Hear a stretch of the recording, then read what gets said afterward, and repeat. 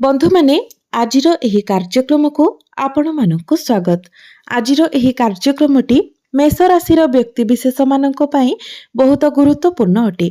कारण मेष राशि व्यक्ति विशेष मानक जीवन रे एही धनु संक्रांति परठारो एक बड़ परिवर्तन हेबाको जाउछि। कारण धनु संक्रांति रे सूर्य निजर राशि परिवर्तन करिवे एवं अन्य किछि ग्रह माने मध्य निजर राशि परिवर्तन करूछंती।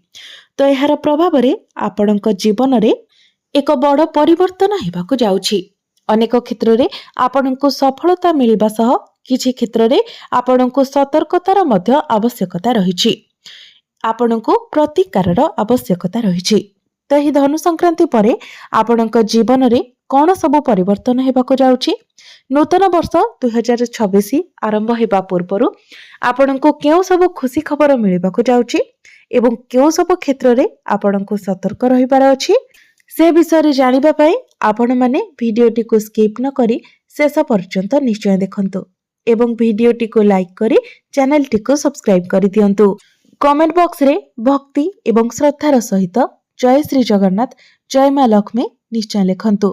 तो बंधु माने आसंतु आरंभ करिबा आजिर एही कार्यक्रम को जहा आपणकर जन्म राशि एवं चंद्र राशि उपरे आधारित अटे। एही धनु संक्रांति परे आपणकर स्वास्थ्य बहुत भल रहिबो। जदि पूर्वरु आपणकर किछि भी स्वास्थ्य जनित समस्या रहितिला तो आपण देखिबे एही धनु संक्रांति परे आपणकर स्वास्थ्य रे सुधार आसीबो। आपण निजको स्वास्थ्यवान अनुभव करिवे। विद्यार्थी मानक कथा जदि कहिबा तो विद्यार्थी मानक पई मध्य एही धनु संक्रांति परर समय बहुत भल रहिबो। एही धनु संक्रांति परे जदि आपणकर किछि एग्जाम अछि, किछि कॉम्पिटिटिव एग्जाम अछि, प्रतियोगिता मूलक परीक्षा अछि, सरकारी परीक्षा अछि तो निश्चित भाबरे सेथिरे आपण उत्तीर्ण हेबे। धनु संक्रांति परे शिक्षा क्षेत्र रे आपण बहुत अधिक उन्नति करिवे। आपण निजर पाठ पढ़ा को नै किछि बड़ डिसिजन नै पारंती किंबा किछि बड़ स्टेप नै पारंती।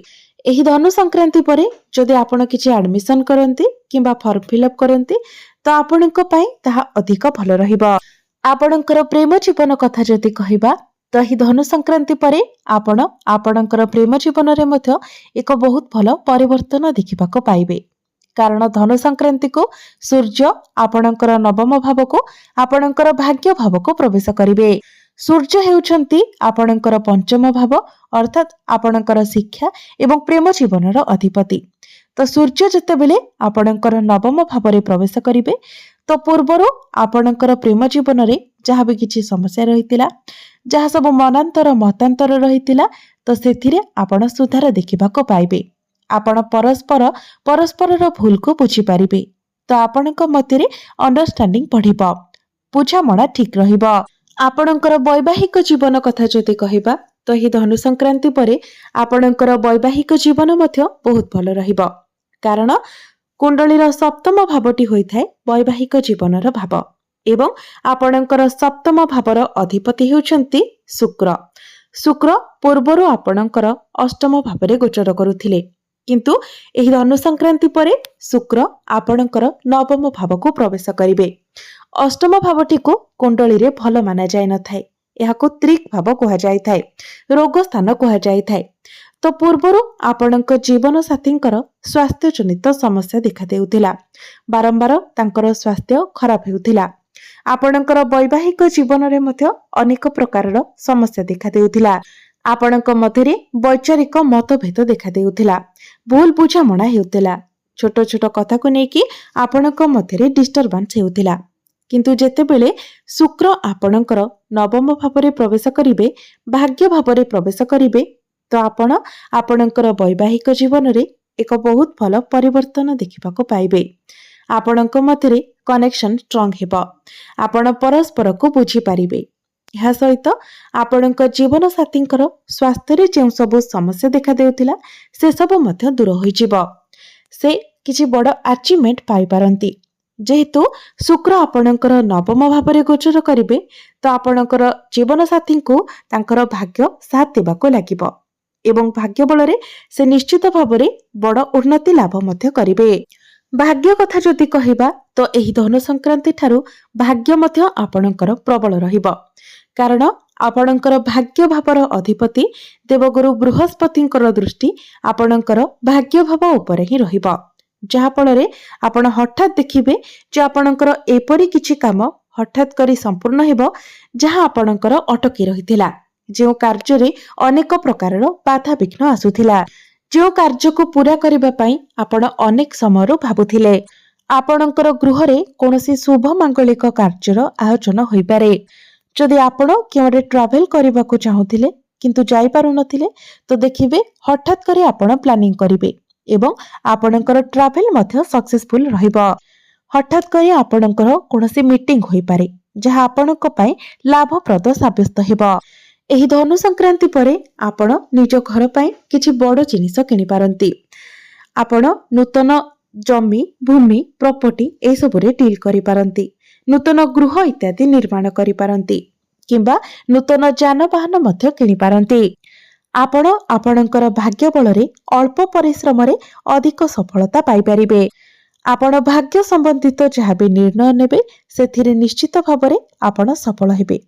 तेणु जदि आपणकर किछि योजना अछि तो निश्चित भावरे एही धनु संक्रांति परे आपण ताहाको कार्यकारी करंतु, कारण सेथिरे आपण निश्चित भावरे सफलता लाभ करिवे। गुरु जेहेतु आपणकर तृतीय भावरे रहिबे तो परिश्रम तो आपणको करिबाको पड़िबो, किंतु परिश्रम को डरी जाई आपण पछको फेरंतु नाही, आपण आगको बढ़ी चलंतु, कारण आपण जेते आगको बढ़िबे जेते परिश्रम करिवे आपणको सेते अधिक सफलता मध्य प्राप्ति हेबो। क्यारियर कथा जदि कहिबा तो कुंडलीर दशम भावटी होइथाय क्यारियर भाव, कार्य क्षेत्रर भाव। आपणकर दशम भावर अधिपति होउछंती शनि। शनि आपणको कुंडलीर द्वादश भावरे गोचर करूछंती। तो एठारे जदि आमे देखिबा तो एहा आपणकर निजस्व जन्म कुंडली रे शनिकर स्थिति उपरे निर्भर करे। जदि आपणकर जन्म कुंडली रे शनि भल स्थिति रे थांती, उच्चस्थ अवस्था रे थांती, तो आपणको एही धनु संक्रांति परे निश्चित भावरे बहुत भल अपॉर्चुनिटी मिलिबो। आपण निजर क्यारियर रे बहुत अधिक ग्रो करिवे। किंतु जदि शनिकर स्थिति खराब थाए, शनि निचस्थ थांती, पीड़ित अवस्था रे थांती, तो एठारे आपणको बहुत स्ट्रगल करिबाको पड़िबो।